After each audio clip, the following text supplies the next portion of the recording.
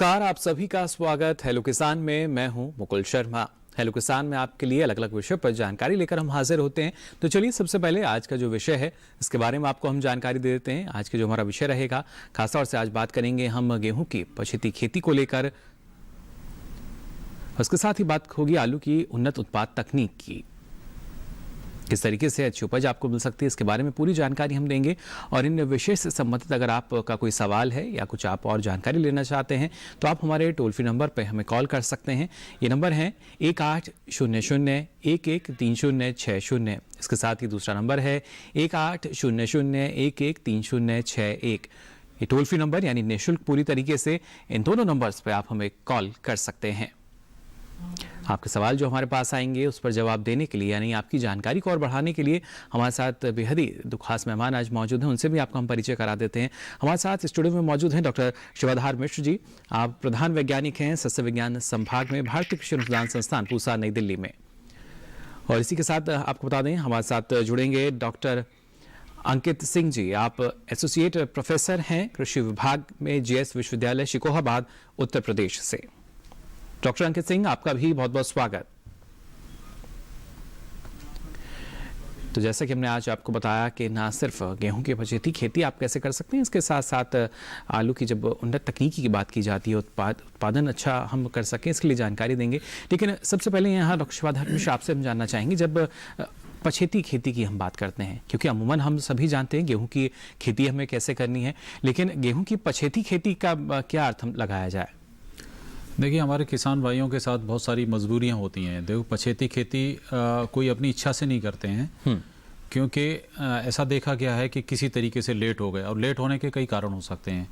जैसे समय से जो बुआई का समय होता है, जो उचित समय है, वो अलग अलग क्षेत्रों में अलग अलग है। जैसे हमारे उत्तरी पश्चिमी मैदानी क्षेत्र हैं, उसमें हम 5 नवंबर से 15 नवंबर के बीच के समय को हम अच्छा मानते हैं कि ये समय से बुआई है जी।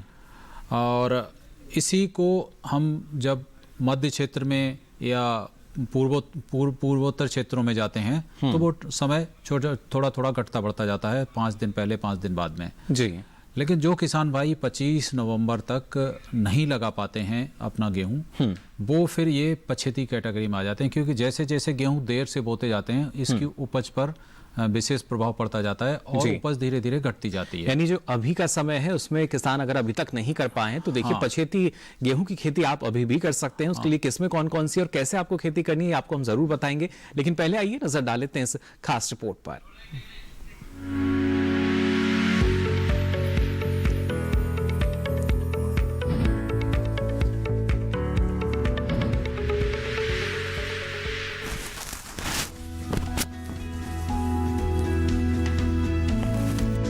दिसंबर का महीना खेती के लिहाज से काफी अहम होता है। कुछ परिस्थितियों में किसान गेहूं की खेती समय पर न कर पाने के कारण गेहूं की पछेती खेती करते हैं। ऐसा तब भी होता है जब किसान रबी फसलों जैसे तोरिया, आलू, सब्जियों या दीर्घकालीन फसलों के बाद गेहूं की खेती करते हैं।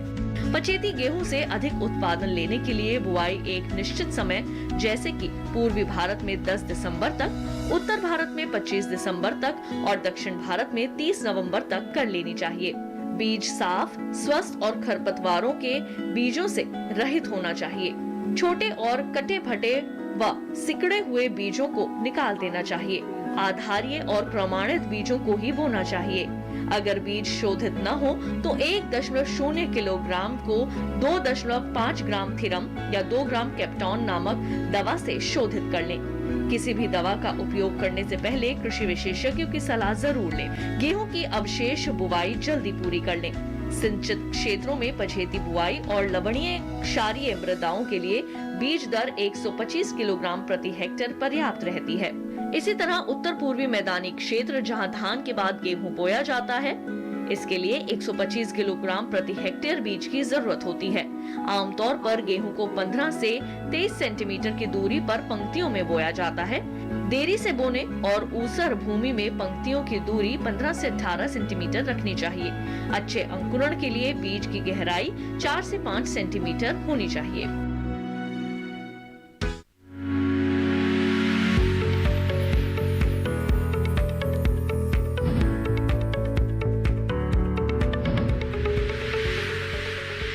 तो ये तो बात हुई गेहूं की पछेती खेती की, यानी जो किसान करना चाहते हैं कुछ क्षेत्रों में अभी भी आपके पास देखिए विकल्प मौजूद है। किसमें कौन सी हैं इसके बारे में हम जो विशेषज्ञ हैं उनसे जानकारी ज़रूर लेंगे, लेकिन आइए अब यहाँ रुक कर लेते हैं डॉक्टर अंकित जी का, जो कि हमारे साथ जुड़े हुए हैं।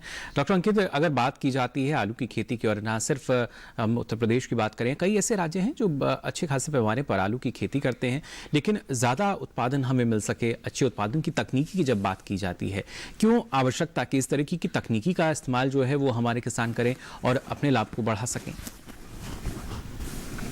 देखिए, आलू जो है सब्जियों का राजा कहा जाता है और गेहूं और धान और मक्का के बाद चौथे नंबर पर ये स्टेबल फूड के रूप में जाने वाली फसल है जी। ये सब्जियों का राजा कहा जाता है और इसमें कार्बोहाइड्रेट, प्रोटीन और वसा और कैल्शियम जो है प्रचुर मात्रा में पाए जाते हैं और स्टार्च कंटेंट भी पाया जाता है जी। इसमें सबसे बड़ी बात है कि हम अगेती प्रजातियों का चयन करें और एक विश्वसनीय संस्था से हम बीज खरीदें। तो इसमें जैसे कुफरी पुखराज हो गई, कुफरी चंद्रमुखी हो गई, कुफरी देवा हो गई, कुफरी आनंद हो गई, कुफरी बहार हो गई, ये हम अगेती प्रजातियों का चयन करें। लेकिन किसान भाई यह याद रखें कि जो बीज हम खरीदें वो विश्वसनीय संस्था या सरकारी संस्था से ही खरीदें जी। और इस समय मंथ चल रहा है नवंबर और दिसंबर में, तो इसमें कुछ हम पछेती वैरायटियां भी प्रयोग करते हैं किसान भाई, जैसे कुफरी बादशाह हो गई, कुफरी सिंदूरी हो गई।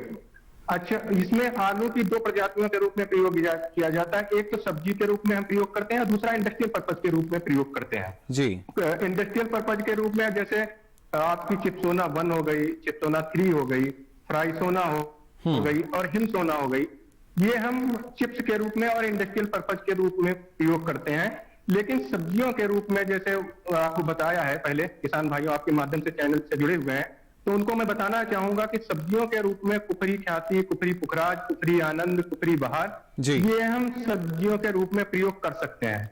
और अगर लाभ की आप बात कर रहे हैं तो गेहूं के साथ साथ अगर उत्तर प्रदेश की बात, इसके आलू के साथ साथ हम सरसों का प्रयोग, सरसों की फसल लेते हैं तो इससे काफी मुनाफा होता है और धनिया भी ले सकते हैं, तो इससे किसानों को काफी मुनाफा हो।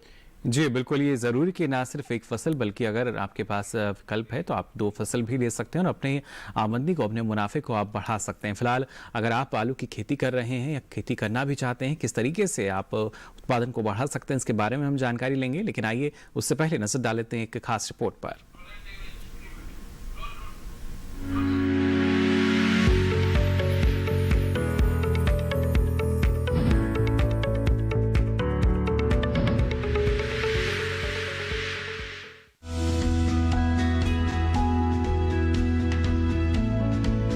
आलू भारत की सबसे महत्वपूर्ण फसल है। तमिलनाडु और केरल को छोड़कर आलू की खेती पूरे देश में की जाती है। आलू की अच्छी पैदावार के लिए उन्नत किस्मों के रोग रहित बीजों का उपयोग करना चाहिए। आलू की खेती के लिए जीवांश युक्त बलुई दोमट मिट्टी अच्छी होती है। खेत में जल निकासी की उचित व्यवस्था होनी चाहिए। उत्तर भारत के किसान आलू की बुआई इस प्रकार करें कि आलू दिसंबर के आखिर तक पूरा बन जाए। वहीं पूर्वी भारत में आलू अक्टूबर के मध्य से जनवरी तक बोया जाता है। आलू की अच्छी फसल लेने के लिए बुआई सही तरीके से करें। पंक्ति से पंक्ति की दूरी 50 सेंटीमीटर और पौधे से पौधे की दूरी 20 से 25 सेंटीमीटर होनी चाहिए। इसके लिए 25 से 30 क्विंटल बीज प्रति हेक्टेयर पर्याप्त रहते हैं। जिन किसानों ने आलू लगा रखे हैं वे पछेती आलू में सिंचाई करें और बुआई के 25 दिनों बाद 87 किलोग्राम यूरिया का प्रति हेक्टेयर की दर से टॉप ड्रेसिंग करके मिट्टी चढ़ाएं। पहाड़ी इलाकों में आलू के खेत में निराई गुड़ाई का काम करें। आलू की फसल में जरूरत के मुताबिक 10 से 15 दिनों के अंतराल पर सिंचाई करते रहें और खेत में पर्याप्त नमी बनाए रखें। फसल की प्रारंभिक अवस्था में खरपतवार नियंत्रण के लिए सिंचाई के बाद मिट्टी चढ़ाने का काम करें। पछेती आलू में दिसंबर और जनवरी में अधिक ठंड की आशंका होने पर फसल की सिंचाई कर देनी चाहिए। जमीन गीली होने पर पाले का असर कम हो जाता है।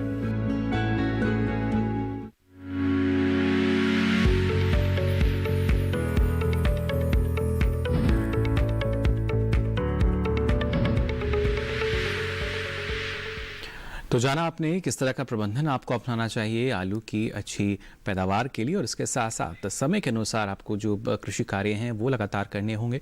और इसी कड़ी में अगर हम गेहूं की भी बात करते हैं, आज पछेती खेती के बारे में आपको बता रहे हैं यहाँ डॉक्टर शिवाधार, आपसे हम जानना चाहेंगे जो इसकी किस्मों की जब हम बात करते हैं, कौन कौन सी पछेती किस्में हैं जिनके जरिए किसानों को जो उपज है वो बेहतर मिल सकेगी या लगा सकते हैं वो? जी हाँ, जैसे ही हम 25 नवंबर के बाद बुआई करते हैं तो हम किसान भाइयों को सलाह देते हैं कि उन्हें लग रहा है कि जैसे धान की खेत है उनका, धान की कटाई के बाद उन्हें देर से गेहूं बोना है, अरहर लगा रखी है कम अवधि की, तो अरहर के बाद भी गेहूं बोना होता है जी। इसी तरीके से और भी फसलें हैं, तोरिया है और भी हैं।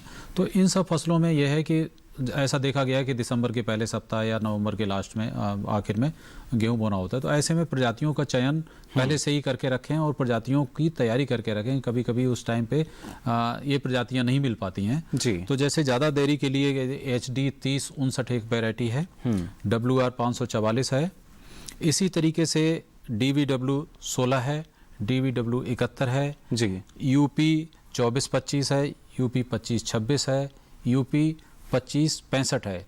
तो इस तरीके से ये जो उत्तरी पश्चिमी मैदानी क्षेत्र हैं उनके लिए ये वाली प्रजातियां हैं जी। लेकिन हमारे कुछ भाई जो ज़्यादातर बिहार या पूर्वी उत्तर प्रदेश या और भी पूर्वी भारत में रहते हैं, उनको भी धान के बाद जो देरी से बोते हैं तो उनको ज़रूरत पड़ती है कि वो प्रजातियों, उनके लिए हम बताना चाहेंगे कि HI 1977 है जी, HD 2985 है, एक बहुत अच्छी प्रजाति हालना, उन्नत हालना आजकल एक आ रही है प्रजाति, वो काफ़ी दिन से प्रचलित है तो थोड़ी पुरानी प्रजाति, लेकिन वो आज भी बहुत अच्छी देरी से बोने पे बहुत अच्छी उपज दे देती है।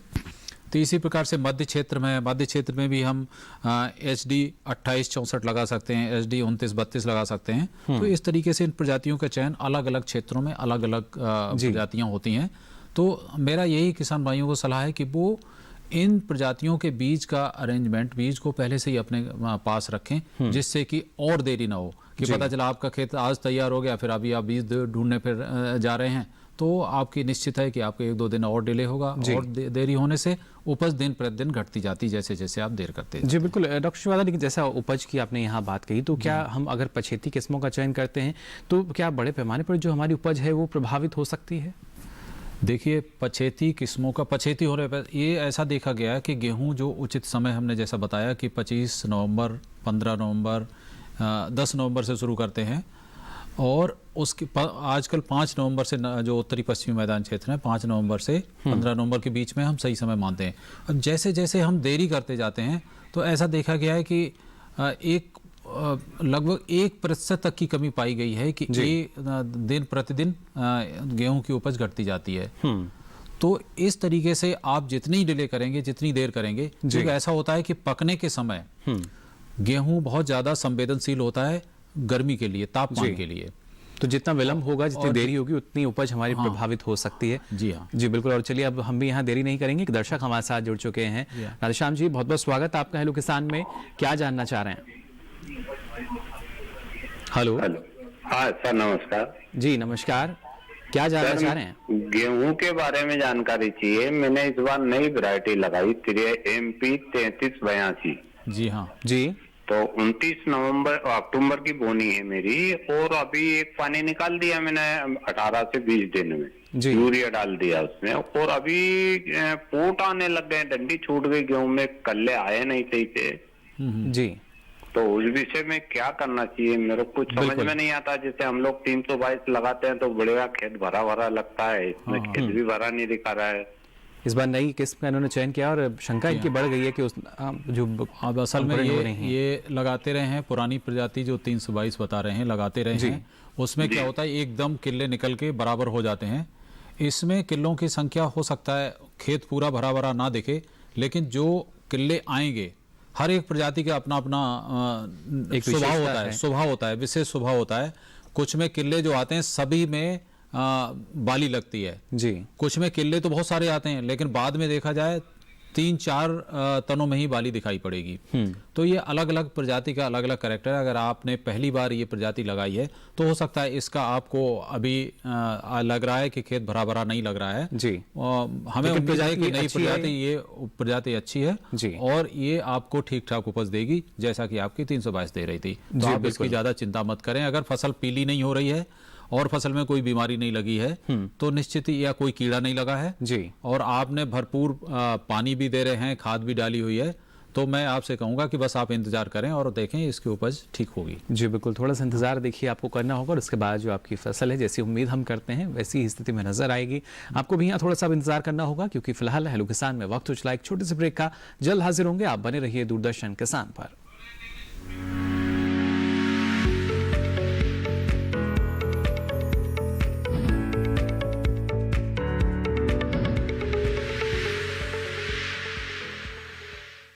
अरे भाई सुना नहीं क्या, केसीसी ने किसानों का जिंदगी बदल दिया है।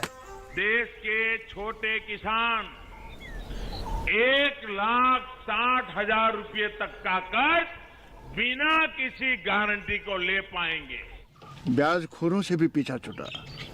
मैं तो जैविक खेती का पूरा सामान मंगा लिया, केसीसी का भी कोई दबाव नहीं है। ब्याज चुकाने के लिए पूरा 1 साल मिलता है।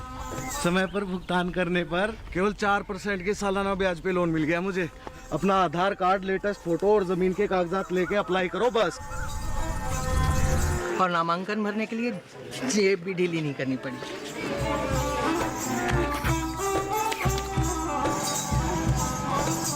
चाचा, उधार चुकाने के 24 घंटे के बाद उतने ही पैसे वापस निकाल सकते हैं। केसीसी ने किसानों की जिंदगी वाकई बदल दी है। तो आप भी किसान क्रेडिट कार्ड अपनाएं और सहजता से ऋण पाएं।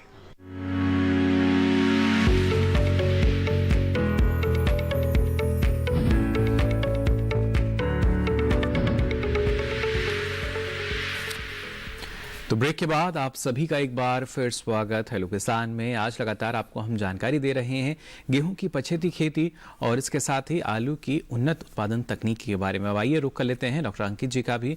डॉक्टर अंकित, जानना चाहेंगे आपसे, जब हम उन्नत तकनीकी की बात करते हैं उसके साथ साथ उत्पादन भी हमें चाहिए, किस तरीके की तकनीकी की एक आवश्यकता होती है? समय का तो आपने बताया कि जो समय है उसका हमें ध्यान रखना होगा, उसी के अनुसार अच्छी उपज जो है हमें मिल सकती है, लेकिन किस तरीके से हमें इस बात का विशेष, क्योंकि लगातार किसान जो है उनकी समस्या यही रहती है, सही समय पर वो खेती करते हैं लेकिन उससे पहले अगर देखा जाए जो उत्पादन है शायद उनको नहीं मिल पाता। इसके पीछे क्या वजह हो सकती है, इस पर मैं आपसे जवाब लूंगा, लेकिन इससे पहले एक दर्शक हमारे साथ जुड़ चुके हैं, उनका सवाल हम शामिल कर लेते हैं। बहुत बहुत स्वागत आपका हेलो किसान में। त्रिभुवन जी, क्या जानना चाह रहे हैं?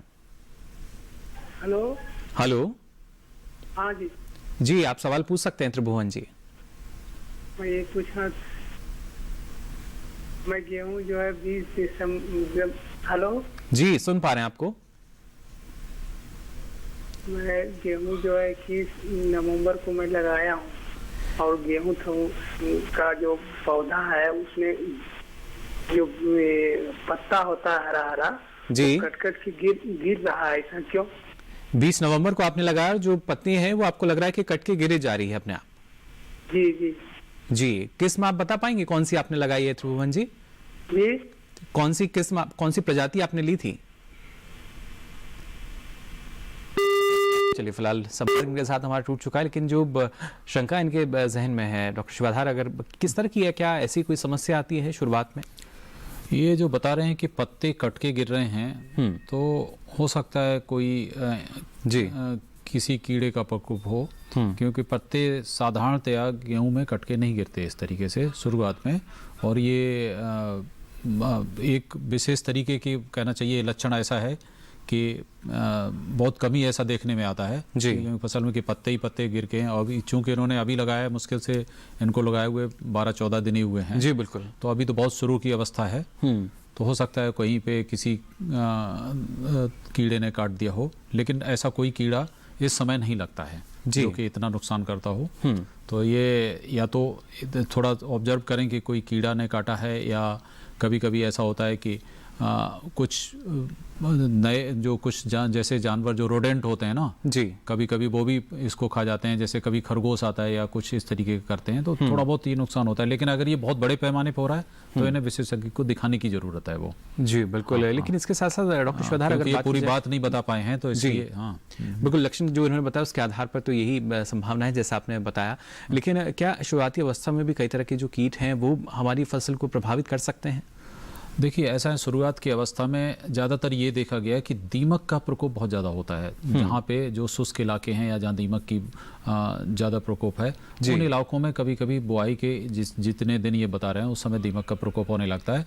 तो दीमक के लिए पहले से व्यवस्था की जाती है, या तो हम बुआई के समय जहाँ पे दीमक ज़्यादा लगती है, बुआई के समय एक दवाई आती है फिप्रोनिल, उसका प्रयोग करते हैं।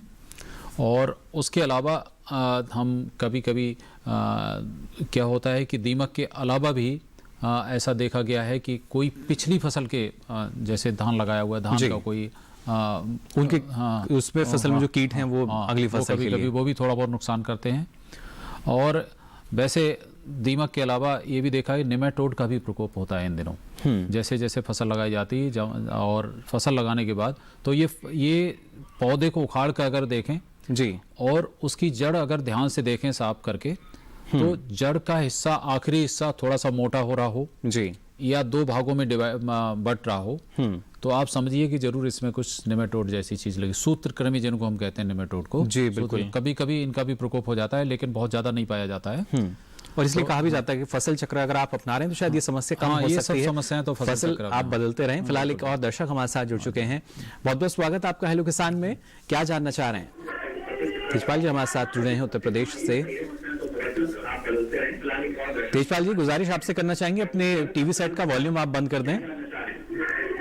सर, आपकी जो आवाज है बेहतर ढंग से हमारे पास आ सकेगी। कल गेहूं बोया है मैंने। जी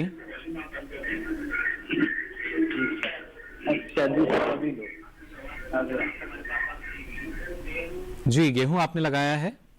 हाँ जी सर, गेहूं लगाया है। 20-25 दिन का गेहूं हो गया और पीला पड़ रहा है। पीला पड़ रहा है? हाँ, पीलापन होता है। जड़ जो है काली काली सी हो जाती है उसकी नीचे से। बिल्कुल। पानी 20 दिन का हो गया है। प्रजाति कौन सी लगाई आपने? प्रजाति है साहब वो 1105 1105 लगा। और इससे पहले फसल कौन सी थी इससे पहले आपकी? इससे पहले फसल कौन सी लगा रखी थी? बाजरा था। अच्छा, बाजरा था। हाँ। तो मुझे ये लग रहा है कि वैसे तो कोई बीमारी नहीं है, लेकिन मुझे ये लग रहा है नाइट्रोजन की कमी भी हो सकती है। आपने खाद कितनी डाली है? नाइट्रोजन की कमी हो सकती है। पीला पड़ने का एक ही हो सकता है। दो कारण होते हैं पीला पड़ने के शुरुआती अवस्था में। एक तो कभी कभी किसान भाई ज्यादा पानी लगा देते हैं, बहुत हैवी 21 दिन पे पानी लगा दिया और पानी ज्यादा लगा दिया और पानी सूखने का मौका नहीं मिला, यानी अधिक मात्रा में पानी है। तो जड़ों को श्वसन नहीं हो पाता है, जड़ें अच्छे से सांस नहीं ले पाती, गैस का जो संचार होता है वो नहीं हो पाता है, तो भी फसल पीली पड़ने लगती है। दूसरा ये होता है कि कभी कभी जैसे बाजरा चूंकि हैवी फीडर है, बहुत ज़्यादा पोषक तत्व तो ज़मीन से ले लेता है, तो बाजरे के बाद ज़मीन काफ़ी कमज़ोर हो जाती है। तो ऐसे में अगर हम नाइट्रोजन की बेसल डोज या जो बोने के टाइम पे नाइट्रोजन की पूरी मात्रा नहीं देते हैं तो भी कभी कभी पीलापन पाया जाता है। इसके अलावा और भी बहुत सारे लक्षण हो सकते हैं। कहीं कहीं सल्फर की कमी होती, गंधक की कमी, तब भी पीलापन पाया जाता है। तो कई कारण हो सकते हैं। और ये विशेष, अब चूंकि आप उत्तर प्रदेश से बोल रहे हैं, इन विशेष परिस्थितियों में अगर जड़ काली पड़ रही है तो हो सकता है कोई बीमारी भी हो रही हो, वो देखने से ही पता चलेगा। बिल्कुल, इसलिए कहा भी जाता है कि लगातार आप निगरानी भी करते रहें अपनी फसल की। और यहाँ एक बार फिर करते हैं डॉक्टर अंकित का, लगातार हमारे साथ बने हुए हैं। डॉक्टर अंकित, जानना चाहेंगे आपसे, जिस तरीके से आपने बताया कि अगर अच्छा उत्पादन हमें लेना है, इसके लिए और किन किन बातों का ख्याल रखना चाहिए किसानों को? किसान भाइयों को पहली बात तो यह है कि हमें प्रजातियों को, अच्छी प्रजातियों को ही खरीदना चाहिए, जो कि विश्वसनीय संस्थाओं से ही खरीदें। दूसरी हमें केंद्रीय आलू अनुसंधान केंद्र शिमला में से जो रिकमेंडेशन है, जो संस्तुति की गई है फर्टिलाइजर की, तो उसके हिसाब से हमें फर्टिलाइजर का ही प्रयोग करना चाहिए। एक्सेस अमाउंट में फर्टिलाइजर करना चाहिए, उससे पैसा भी और जो है में कहीं कहीं इफेक्ट होता है। यानी संतुलित मात्रा में खाद का उपयोग करें। की गई है वो बैलेंस फर्टिलाइजर को ही प्रयोग करना चाहिए किसान भाइयों को, तो अल्टीमेट उत्पादन अच्छा होगा। और दूसरी चीज, हमें जो वैज्ञानिक विधि से जो संतुति दी गई है कि सिंचाई की, खाद की और खुदाई की, तो ये प्रिकॉशंस अपनाते हुए हमें उत्पादन ज्यादा होगा।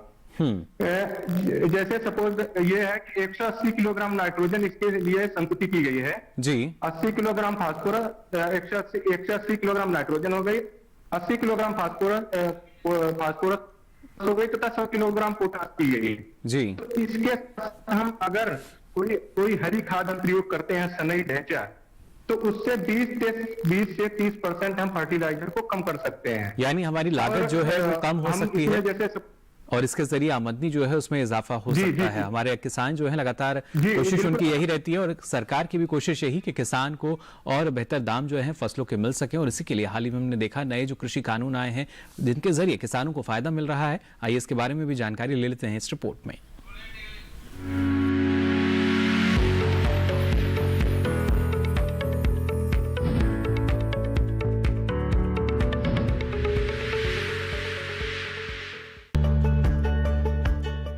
प्रधानमंत्री श्री नरेंद्र मोदी जी के नेतृत्व वाली सरकार ने पिछले 6 वर्षों में कृषि और किसानों के विकास के लिए काफी सराहनीय कार्य किए हैं। कृषि और किसान हमेशा से ही सरकार की प्राथमिकताओं में रहे हैं और इसी का परिणाम है किसान उपज व्यापार और वाणिज्य अधिनियम। ये किसानों की भलाई के लिए लिया गया एक महत्वपूर्ण फैसला है। इस अधिनियम के माध्यम से किसानों को कानूनी बंधनों से आजादी मिलेगी। किसान उपज व्यापार और वाणिज्य संवर्धन और सरलीकरण अधिनियम के जरिए एक इकोसिस्टम तैयार होगा। इससे न सिर्फ किसानों को अपनी पसंद के अनुसार उपज को बेचने और खरीदने की आजादी मिली है, बल्कि वैकल्पिक व्यापार चैनल उपलब्ध होने से किसानों को लाभकारी मूल्य मिलेंगे और अंतर्राज्यीय व राज्य में व्यापार सरल होगा। किसान उपज व्यापार और वाणिज्य अधिनियम में किसानों के हितों की रक्षा के लिए पर्याप्त व्यवस्था का प्रावधान है। भुगतान सुनिश्चित करने के लिए प्रावधान है कि देय भुगतान राशि के उल्लेख सहित डिलीवरी रसीद उसी दिन किसानों को दी जाए। यह अधिनियम मूल्य के संबंध में व्यापारियों के साथ बातचीत करने के लिए किसानों को सशक्त बनाएगा। इस अधिनियम के कई फायदे हैं, जैसे कृषि क्षेत्र में उपज खरीदने बेचने के लिए किसानों व व्यापारियों को अवसर की स्वतंत्रता मिलेगी। लेन देन की लागत में कमी और मंडियों में अतिरिक्त व्यापार क्षेत्र में फार्म गेट, शीतगृहों, वेयर हाउसों और प्रसंस्करण यूनिटों पर व्यापार के लिए अतिरिक्त चैनलों का सृजन। इनके साथ ही किसानों के साथ प्रोसेसर्स, निर्यातकों और संगठित रिटेलरों के एकीकरण से मध्यस्थता में कमी आएगी। यह अधिनियम कृषि क्षेत्र में आमूलचूल परिवर्तन लाएगा। इससे खेती किसानी में निजी निवेश होने के विकास में तो तेजी आएगी ही, साथ ही रोजगार के अवसर भी बढ़ सकेंगे।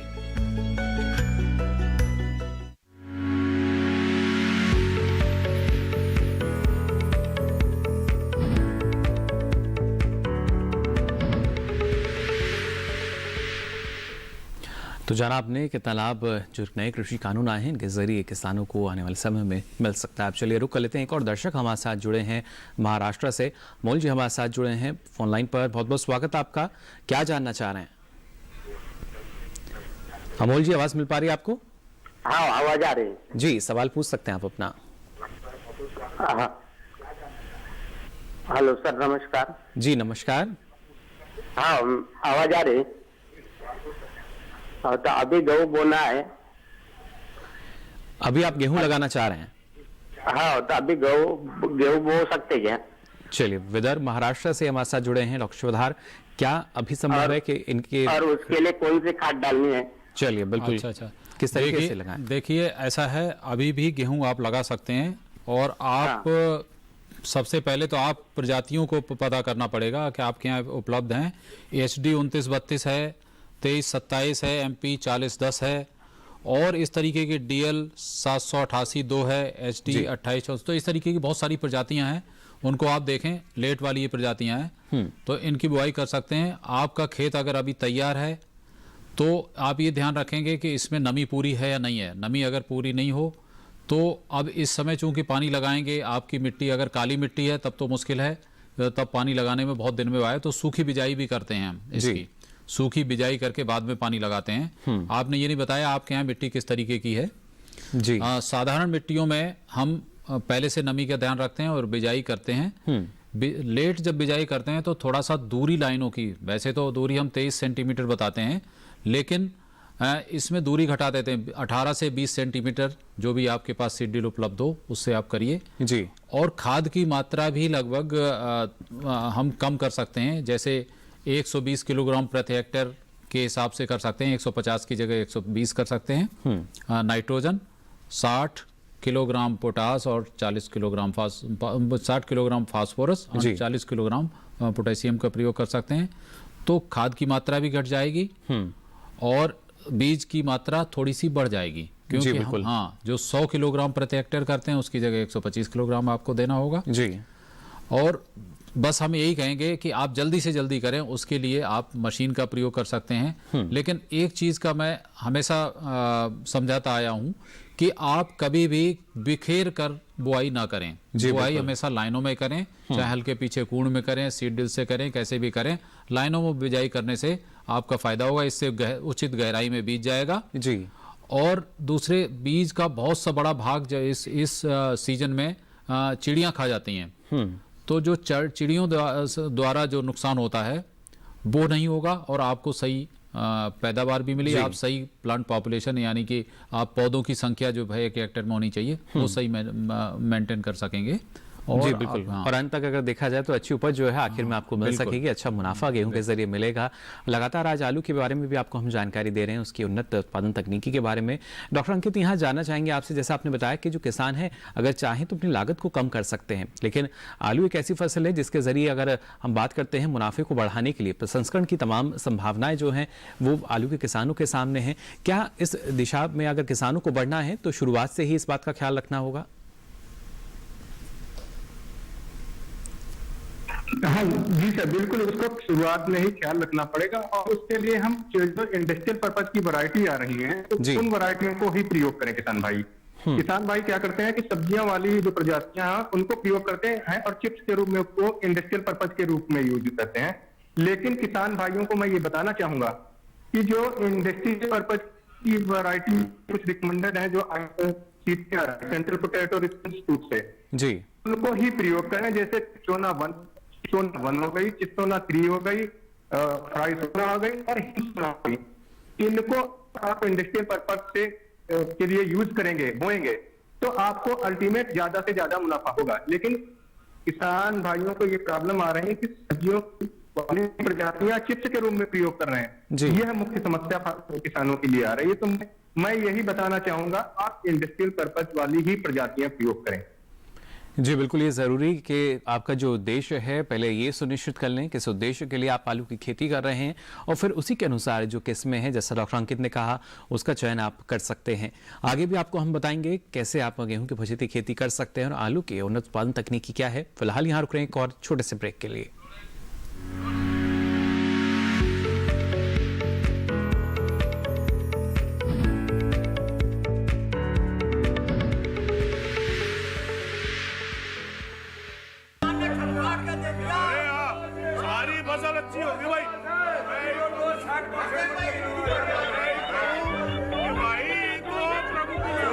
और अब एक जरूरी सूचना, देश के कुछ राज्यों में किसानों द्वारा बड़े पैमाने पर पराली जलाने से आसमान में धुंध छा गई है।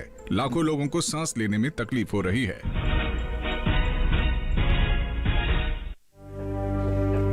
हर साल हम अपने ही घर फूकते हैं और तमाशा बनते हैं।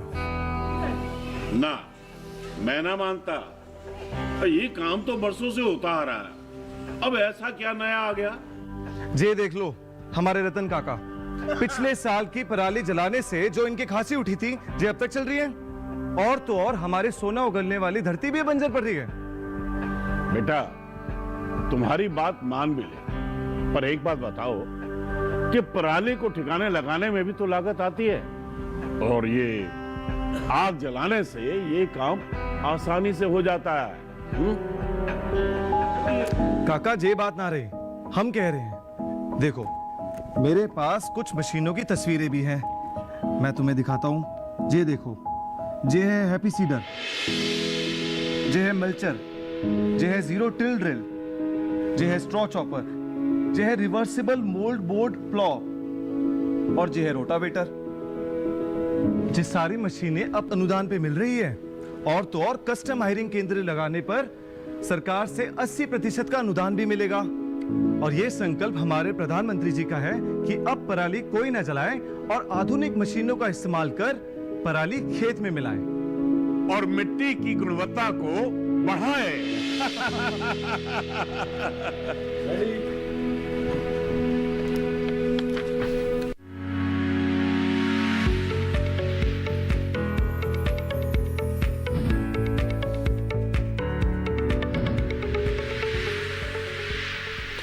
ब्रेक के बाद आप सभी का एक बार फिर स्वागत। आप देख रहे हैं हेलो किसान, जिसमें आज आपको हम जानकारी दे रहे हैं गेहूं की पछेती खेती के बारे में और आलू की उन्नत उत्पादन तकनीकी के बारे में। लगातार हमारे साथ दर्शक जुड़ रहे हैं।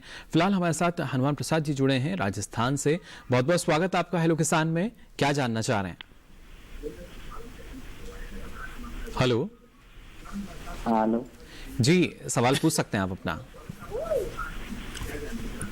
हेलो, नमस्कार जी। नमस्कार। हेलो जी, सुन पा रहे हैं आपको हनुमान जी, आप अपना सवाल पूछ सकते हैं। अब ये गेहूं लगाना चाहते हो जी? गेहूं लगाना चाह रहे हैं अभी आप? हाँ जी। कौन से जिले से बात कर रहे हैं?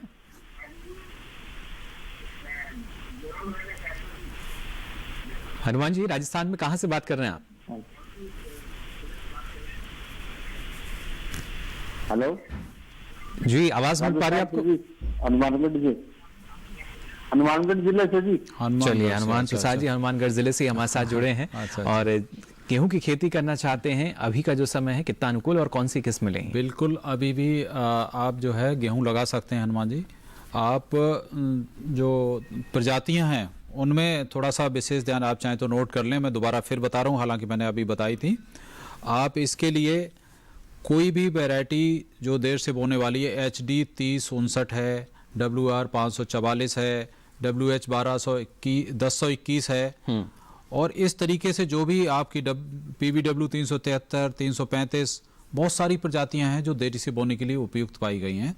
तो आप कोशिश करें कि अब जल्दी से जल्दी अभी इनको लगा दें। बीज थोड़ा सा ज़्यादा आपको लगाना पड़ेगा, जैसा मैंने पहले भी बताया है। थोड़ा ज़्यादा बीज डालिए और आप सही तरीके से अपना खाद और सही तरीके से बिजाई करेंगे। एक बात ध्यान रखिएगा, बहुत गहराई में नहीं बोइए। 5 सेंटीमीटर से ज़्यादा गहराई में अगर आप गेहूं बोएंगे तो इसमें कल्ले कम फूटेंगे, तो इसका भी विशेष ध्यान रखने की जरूरत है जी। तो आप अभी लगा सकते हैं, बिल्कुल तैयारी करिए और मैंने जो प्रजातियां बताई हैं उनका चयन प्रयोग करिए। चलिए, बिल्कुल। यहाँ डॉक्टर अंकित, आपसे भी हम जानना चाहेंगे, जैसे आपने कहा कि लगातार जो हमारे किसान हैं वो उन बातों का तो ख्याल रखते हैं, किस्म जो है वही उसका चयन करते हैं, लेकिन जब बात की जाती है जो हमारा कंद रहता है, जैसे खुदाई की अगर हम बात करते हैं, उस दौरान जो हमारी उपज है वो कहीं ना कहीं प्रभावित होती जाती है। जैसा आपने कहा कि जो एक हमारी तकनीकी है उसका ख्याल किसानों को ज़रूर रखना चाहिए। किस तरह की तकनीक जो है अब हमारे पास है और वो क्यों ज़रूरी कि जो किसान है जाने उस तकनीक को? ये अगर खुदाई की बात करते हैं, जब हम मार्केटिंग करते हैं आलू की जी, तो वहां पर हम किसान भाई क्या करते हैं कि डायरेक्ट खुदाई करके वो डायरेक्ट सप्लाई कर देते हैं मार्केट में। ये बहुत प्रॉब्लम्स आ रहे हैं कि हमें क्या करना है कि बाजार के उचित रेट को देखते हुए हमें उसकी ग्रेडिंग करनी चाहिए और वो आलू को हमें तुरंत खुदाई करने के बाद छायादार स्थानों पर लगाना चाहिए जिसमें उसमें हरापन ना आ पाए, क्योंकि सूर्य की रोशनी आने से उसमें सोलेनिन नामक हरा वो आ जाता है जो विषैला होता है जी। उससे कहीं न कहीं मार्केट वैल्यू इफेक्ट हो रही है। तो उसके लिए हमें क्या करना है, किसान भाइयों को खुदाई करके और उसको ढेर छायादार स्थान पर लगाएं और उसकी ग्रेडिंग करके फिर हम मार्केट में सप्लाई करें तो अल्टीमेट कहीं मुनाफा किसानों को ज्यादा हो जाए। किसान डायरेक्ट सप्लाई कर रहे हैं, ये बहुत बड़ी समस्या आ रही है जी।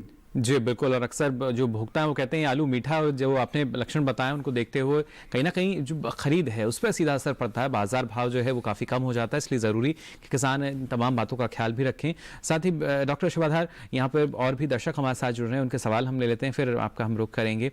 एक और दर्शक हमारे साथ जुड़े हैं, बहुत बहुत स्वागत आपका हेलो किसान में। क्या जानना चाह रहे हैं? शीशपाल जी हमारे साथ जुड़े हैं सहारनपुर से। शीशपाल जी, आवाज़ मिल पा रही है आपको हमारी? जी, आवाज आ रही है जी, सवाल पूछ सकते हैं आप अपना। जी नमस्कार सर। नमस्कार जी नमस्कार जी।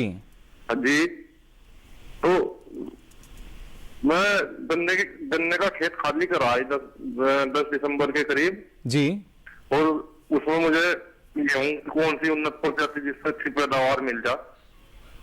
जी 10 नवंबर आपने शायद गेहूं जो गन्ने का खेत है खाली किया होगा।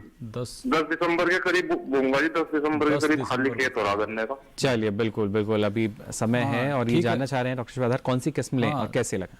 हाँ 10 दिसंबर का आप जो है देर से तो बो ही रहे हैं, कोई बात नहीं, लेकिन आप 10 दिसंबर तक बो सकते हैं। और जैसा कि मैंने अभी प्रजातियां कई बार बताई हैं कि हमारा उत्तरी पश्चिमी मैदानी क्षेत्रों में आता है, तो जो प्रजातियां मैंने अभी 3-4 बार और भी किसान भाइयों को बताई, शायद आपने भी नोट की होंगी। HD 3059 है, WR 544 है, WH 1021 है, WH 147 है।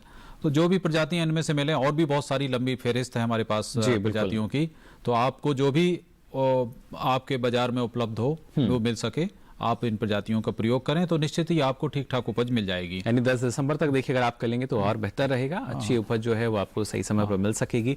लेकिन क्या डॉक्टर शिवाधार, क्योंकि जब हम पछेती की बात करते हैं, पछेती गेहूं की खेती कर रहे हैं, तो क्या यहाँ आवश्यकता है कि विशेष ध्यान दिया जाए? किस तरह से जो कृषि कार्य हैं उन पर जोर देना होगा? देखिए हम समय से तो देरी हो ही चुकी है, जो समय से होगी उसका बराबरी मुकाबला करना तो मुश्किल होता है, उससे कुछ पैदावार कम होती है। यानी एक कार्य में हम पहले से पीछे हैं, हाँ, तो और कार्य हमें समय से करने चाहिए। जी हाँ, लेकिन उसके लिए ये जो हम एहतियात बता रहे हैं कि प्रजाति का चुनाव बहुत सोच समझ कर करें। जो प्रजातियां संस्तुत हैं, जो तेजी से बढ़ने वाली होती हैं, जल्दी पक जाती है, तो उस सब को बचाने के लिए हम क्या करते हैं कि पहले से ही बिजाई की तैयारी करते हैं। दूसरे इसमें इस टाइम पे ये सावधानी रखी जाती है, जैसे अभी आपके इसमें बहुत सारी मशीनें दिखाई गई थी, इन मशीनों के द्वारा हम जीरो टिल ड्रिल है, जैसे हैप्पी सीडर है, हमारा खेत अगर अच्छे से खाली नहीं हुआ है, उसमें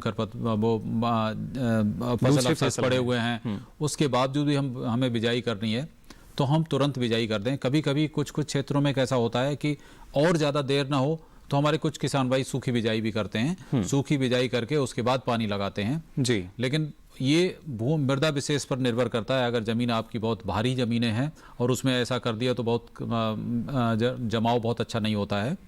तो कोशिश यही करें कि आप जैसे ही पिछली फसल से खेत खाली हुआ है, अगर नमी सही नहीं है तो तुरंत के तुरंत पलेवा करके, हल्का पलेवा करना चाहिए। ये बहुत ध्यान रखने की ज़रूरत है यहाँ पे कि हल्का पलेवा करें। अगर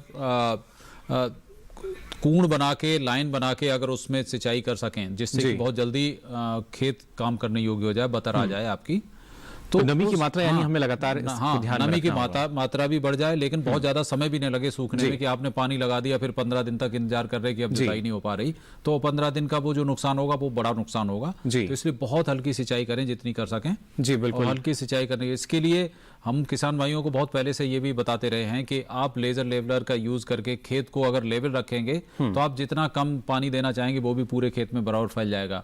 अगर खेत ऊंचा नीचा है तो जाहिर है आपको ज्यादा पानी लगाना पड़ेगा और तब आपका पूरा खेत सिंचित हो पाएगा। चलिए और भी महत्वपूर्ण बातें आपसे हम आगे जानेंगे। फिलहाल एक और दर्शक हमारे साथ जुड़ चुके हैं।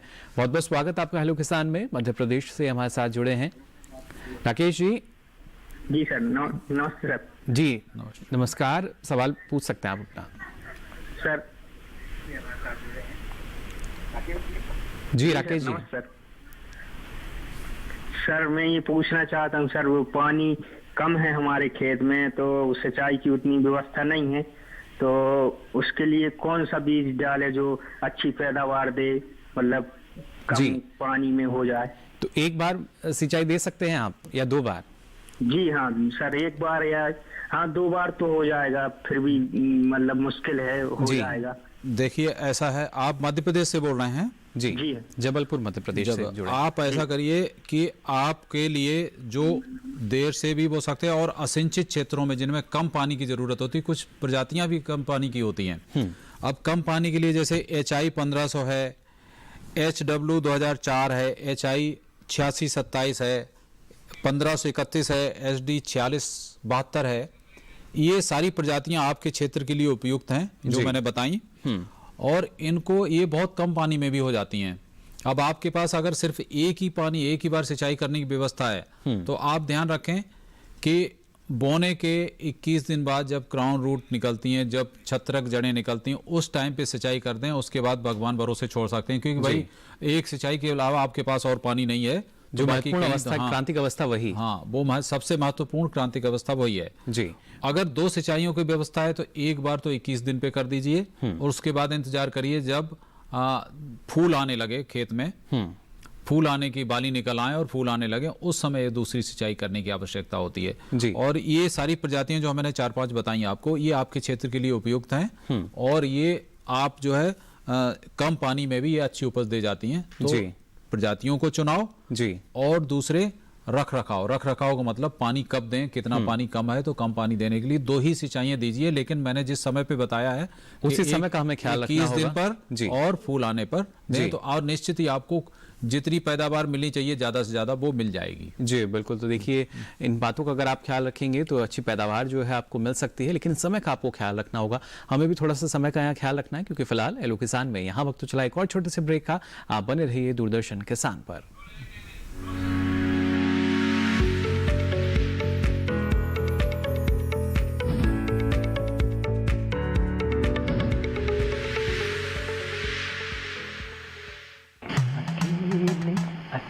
अरे वाह भैया, अकेले अकेले।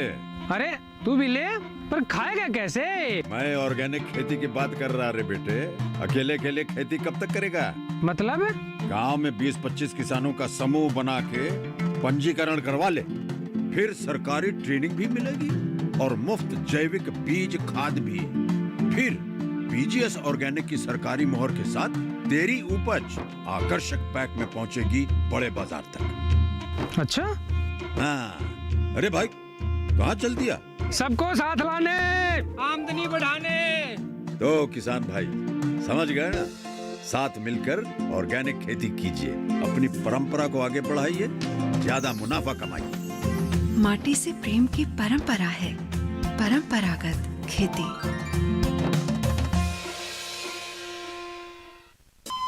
अरे सुन तो। मुझे क्या सुनाना चाहते हो? जो सुनाओ मेरी सौतन को। किसको? अरे वही तुम्हारा मोबाइल फोन जिससे सुबह शाम दिन रात चिपके रहते थे और कहते थे किसान कॉल सेंटर से बातें हो रही हैं। अच्छा ये बात है। हाँ क्यों, क्या हुआ? अब बात नहीं होती क्या? अब तो झट से बात हो जाती है। ऐसा क्या? हाँ, अब तो ज्यादा लाइनें और खास तकनीक के कारण खेती के माहिरों से तुरंत बात हो जाती है। और अगर कभी लाइन व्यस्त हो तो अपनी समस्या फोन पर रिकॉर्ड करा दो, वहाँ से फोन आ जाता है और समस्या की हल का मैसेज भी आ जाता है। ये देखो आ गया। अरे वाह, इसका मतलब इंतजार की घड़ी अब खत्म। हाँ। तभी मैं सोचूं कि आजकल मुझ पर इतना प्यार क्यों आ रहा है। कृषि संबंधी समस्याओं का अपनी भाषा में तुरंत हल पाने के लिए पूरे भारत में किसी भी फोन से हेल्पलाइन नंबर पर संपर्क करें। किसानों का दोस्त किसान कॉल सेंटर।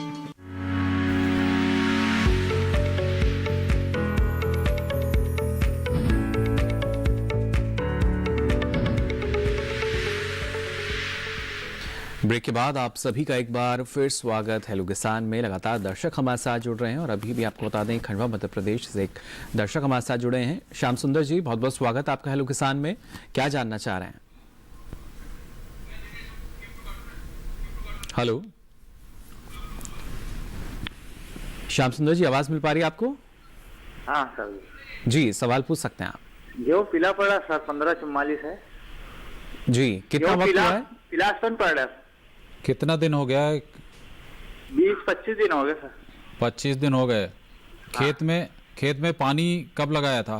पानी लगाया था, डबल पानी लगा दिया सर। हाँ, तो ये आपने डबल पानी जो लगाया है ना, मुझे तो ये लग रहा है सूखे में बोया था सर। हाँ, सूखे में बोया था। अच्छा अच्छा। और सूखे में बोने के बाद आपने डबल पानी लगाया, तो हो सकता है दोबारा जो सूखा ना हो उसने पानी आप लग गया हो, तो ये भी एक कारण हो सकता है। सूखे में जमाव पूरा हो गया था। हाँ।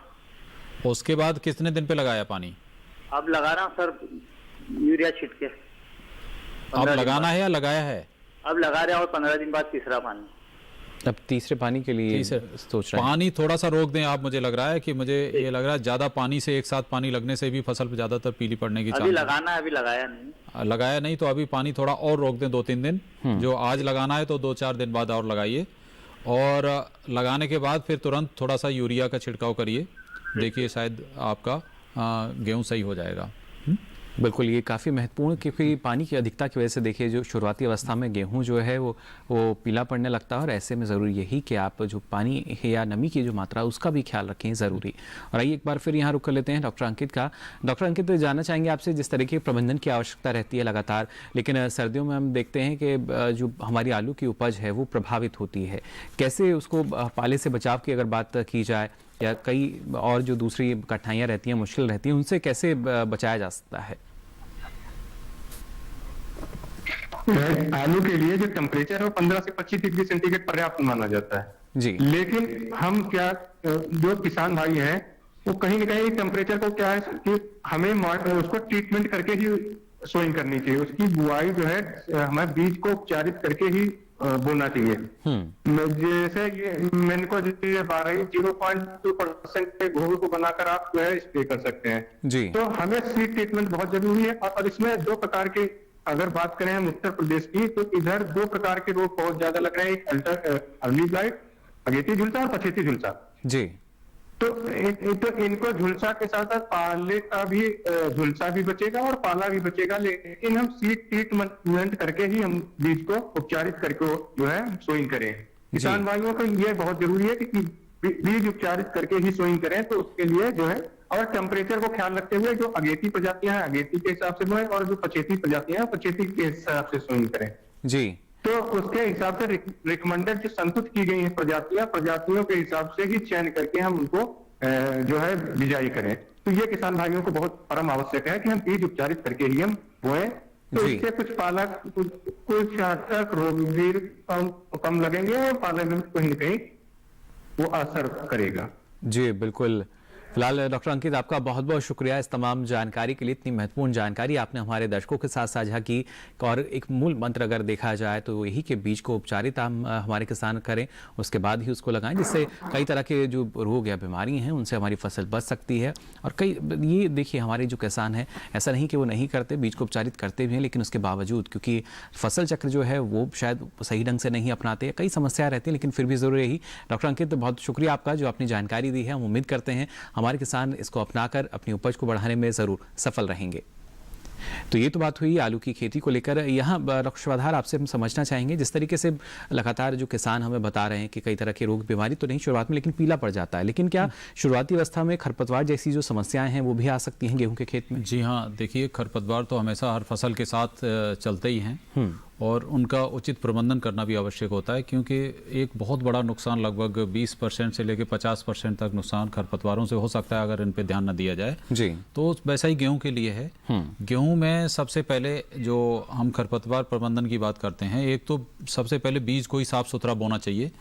कई बीज में कभी कभी खरपतवार के बीज चले जाते हैं और उसके साथ उनका बढ़ाव होता रहता है जी। वो फसल के साथ स्पर्धा करते हैं। लेकिन गेहूं में ऐसा है, एक प्रैक्टिस है कि आप बुआई करिए, बुआई के साथ प्री इमरजेंस, मतलब गेहूं जमने से पहले ही बोने के पहले दूसरे दिन में ही पेंडामिथालिन एक दवाई आती है, पेंडामिथालिन का 1 लीटर मात्रा 400 लीटर पानी में घोलकर प्रति हेक्टेयर के हिसाब से छिड़काव कर देना चाहिए जी। तो इससे बहुत सारे खरपतवार नहीं निकलते हैं। जिन किसान भाइयों ने ये ट्रीटमेंट नहीं कर पाया है, तो फसल की जब अवस्था 25 से 30 दिन के करीब पे, लगभग 30 दिन पे एक पोस्ट इमरजेंस जो होते हैं कि जमाव के बाद की जो दवाइयाँ हैं वो बहुत सारी उपलब्ध हैं गेहूं के लिए जी। तो उनमें से किसी एक का चुनाव कर लें। जैसे आइसोप्रोटेरान है, आइसोप्रोटेरान का छिड़काव लगभग 750 ml मिलीलीटर से लेकर 1 लीटर तक प्रति हेक्टेयर के हिसाब से उसका छिड़काव किया जाता है। कहीं कहीं ऐसा देखा गया है कि इन दवाइयों का खरपतवार पे असर नहीं हो रहा है, बेअसर होने की खरपतवारों में वो शक्ति विकसित हो गई है कि वो इन दवाइयों को का असर ही नहीं होता है, प्रतिरोधक क्षमता भी ज़्यादा अच्छी हो जाती है जी। तो अब उस प्रतिरोधकता से बचने के लिए हम कई तरीके की दवाइयाँ प्रयोग कर रहे हैं। तो आइसोप्रोटेरान की जगह जहाँ उससे हो गए प्रतिरोधी हो गए, वहाँ पे हम मेटसल्फ्यूरान यूज़ कर रहे हैं, सल्फोसल्फ्यूरान यूज़ कर रहे हैं। इन सब की अलग अलग मात्राएं, जैसे सल्फोसल्फ्यूरान की 24 ग्राम प्रति हेक्टेयर की दर से हम करते हैं छिड़काव। और इसी तरीके से मेटसल्फ्यूरान है, उसकी तो मिथाइल एक आता है इसका, उसका मात्र 4 ग्राम, ये लो डोज हर्बिसाइड होते हैं कि बहुत कम मात्रा, सिर्फ 4 ग्राम प्रति हेक्टेयर के लिए जरूरी होता है। तो इस तरीके से इस तरीके के खरपतवारनाशी रसायनों का प्रयोग करके हमारे किसान भाई इन खरपतवारों, लेकिन ध्यान रहे ये कोई भी खरपतवारनाशी 35 दिन के बाद प्रयोग नहीं करना चाहिए। उससे पहले ही अगर आप इस्तेमाल करना चाहते हैं 30 से 35 दिन पे आप अगर प्रयोग कर सकते हैं, लेकिन 35 दिन के बाद आप फसल में कोई भी खरपतवारनाशी उतना कारगर नहीं होगा और नुकसान हो सकता है। बिल्कुल, तो देखिए जरूरी कि आप लगातार जो जानकारी है वो लेते रहें, नुकसान से बच सकें, उपज जो है आपको अच्छी मिल सके। फिलहाल डॉक्टर शिवधार मिश्र, आपने इतनी महत्वपूर्ण जानकारी हमारे दर्शकों के साथ साझा की, इसके लिए आपका बहुत बहुत शुक्रिया। आपका भी धन्यवाद जो हम किसान भाइयों को बता सके ये सब बातें। जी बिल्कुल, तो देखिए आज हमारे जो किसान हैं जो गेहूं की पछेती खेती करना चाहते हैं, कई राज्यों से हमारे साथ दर्शक जुड़े, जिनके लिए ज़रूरी सूचना यही कि जो हर एक किस्म है क्षेत्र के अनुसार आप उसका चयन करें और उसके बाद अच्छा प्रबंधन अपनाकर अच्छी पैदावार ले सकें। अब चलिए आपको हमारा जो कल का विषय रहेगा उसके बारे में भी जानकारी दे देते हैं। कल हम बात करेंगे कृषि उत्पाद व्यापार और वाणिज्य अधिनियम 2020। जी हाँ, नया कृषि कानून, इसके बारे में आपको जानकारी दी जाएगी। और साथ ही अगर आप अपना कोई सवाल या सुझाव हमें भेजना चाहते हैं तो आप ईमेल एड्रेस नोट कर लीजिए। हमारा ईमेल आईडी है hellokisan2015@gmail.com। इसके साथ ही फेसबुक के माध्यम से भी आप हमसे जुड़ सकते हैं। आपको फेसबुक पर जाकर हिंदी में टाइप करना होगा हेलो किसान, और यहाँ भी आप अपना सवाल या सुझाव लिखकर छोड़ सकते हैं। और अब बारी है आखिरी लेकिन सबसे महत्वपूर्ण विकल्प की। आप डीडी किसान के कॉल सेंटर का नंबर नोट कर लीजिए। इस नंबर पर भी आप अपना सवाल या सुझाव रिकॉर्ड करा सकते हैं। नंबर है 1800113060। सोमवार से शनिवार सुबह 6 से रात के 10 बजे तक की लाइन्स खुली हुई हैं। इस पर भी आप अपना सवाल दर्ज करा सकते हैं। हमें इंतजार रहेगा आपके सवाल और आपकी प्रतिक्रियाओं का भी। फिलहाल आज के लिए हेलो किसान में बस इतना ही, और ज़्यादा जानकारी के साथ कल फिर होंगे हाजिर। तब तक के लिए दीजिए इजाज़त। नमस्कार।